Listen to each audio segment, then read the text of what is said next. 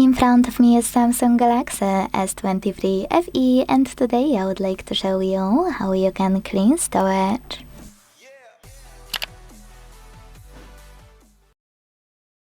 First of all, go into Play Store and download free app called Files by Google Developer.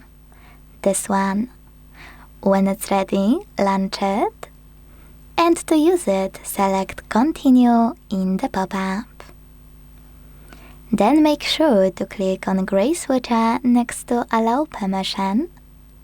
And finally, to clean storage, tap on those three lines at the top left corner. Then select Clean. Tap on Clean under Junk Files, and last but not least, Clear in the pop-up. So when I do that, as you can see, storage of my device was already cleaned, but if you have any junk files, this is the way to delete them.